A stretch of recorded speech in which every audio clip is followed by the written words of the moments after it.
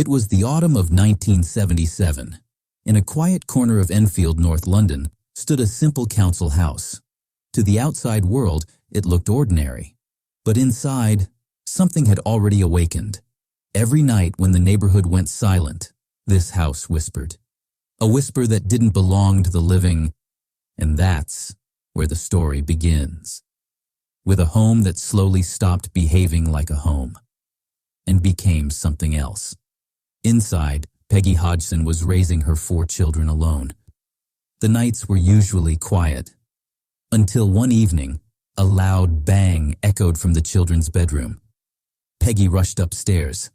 The 2 daughters, Margaret and 11-year-old Janet, sat on their beds, terrified.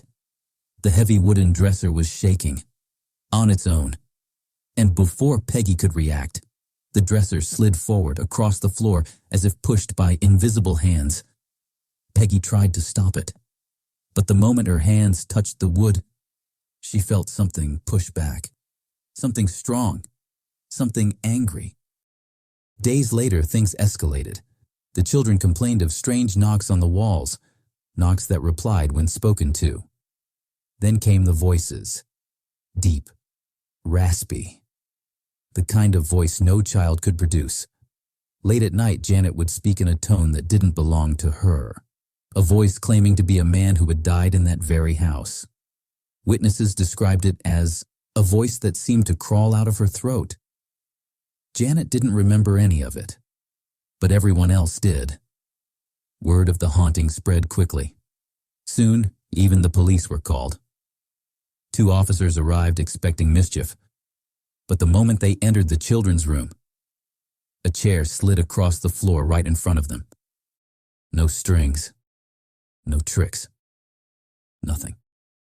The officer bent down, checked the floor, checked the chair, and stepped back, pale.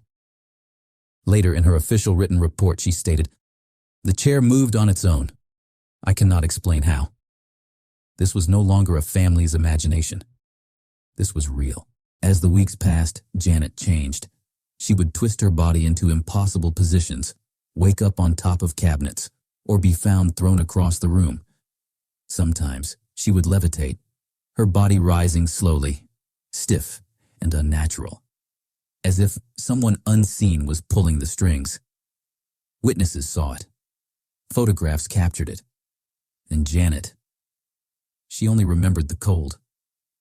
The cold that wrapped around her like invisible hands. Investigators, paranormal experts, and reporters from across the UK came to witness the strange events. They heard growls. They saw toys fly. They watched Janet's voice transform into something ancient, something hostile. Every expert left with more questions than answers. Some said it was a spirit. Some said a demon. Others insisted the house itself was alive. But one thing was certain. Whatever lived there didn't want to leave.